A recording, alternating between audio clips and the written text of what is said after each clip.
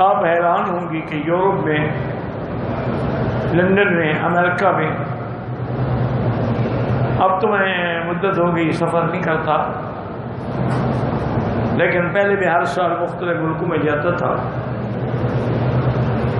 تو میرے کئی الحمدللہ وہاں بڑے بڑے لوگ دوست ہیں، تعلق والے ہیں، ان کی لڑکیاں بڑی ماڈرن ہیں،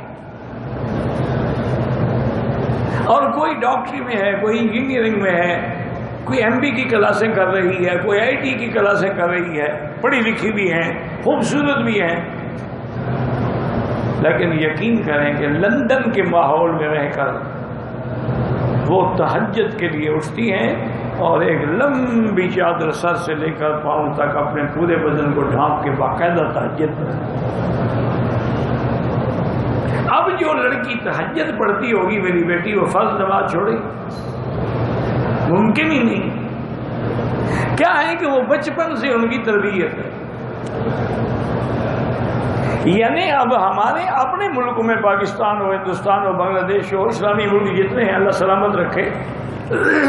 ہمارے مدارس میں بھی بہت کم مدرسے ہیں جن میں تربیت ہے، لیکن یورپ کے مدرسوں میں، لندن کے مدرسوں میں، امریکہ کے مدرسوں میں اتنی اچھی تربیت ہے کہ بچے کو وہ داخل نہیں کرتے جب تک کہ اسلامی لباس نہ پہنے۔ نیچے پاجامہ ہوگا اور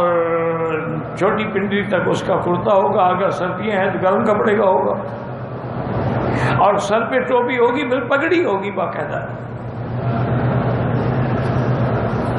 ان کا یہ یعنی یونیفارم ہے، لباس ہے، اس کے بغیر وہ داخل ہی نہیں کرتے مدرسے میں۔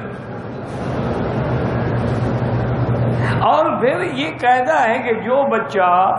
دو نماز کی جماعتوں میں غیر حاضر ہو جائے اس کو مدرسے سے نکال دیا جاتا ہے۔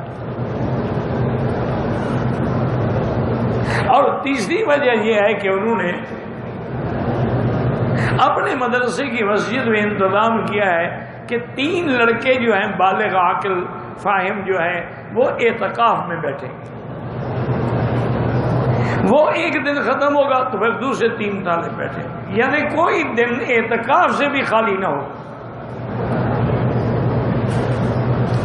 تیسرا انہوں نے یہ اہتمام کیا ہوا ہے کہ مغرب کی نماز اور عصر کے عشاء کے درمیان تمام طلباء کو بٹھا کے باقاعدہ سورۃ الواقعہ کی تلاوت ہوتی ہے، اور پھر اللہ سے دعا کی جاتی ہے کہ یا اللہ ہمیں، ہمارے طلباء کو، ہمارے مدرسے کو، ہماری ضروریات سے کسی بندے کا محتاج نہ کرنا، اپنے خزانہ غیب سے رزق کرنا۔ یقین فرمائیں، وہ کہتے ہیں کہ ہر سال ہمارا بجٹ بچ جاتا ہے، ہم دوسرے مدرسوں کو بھیجتے ہیں۔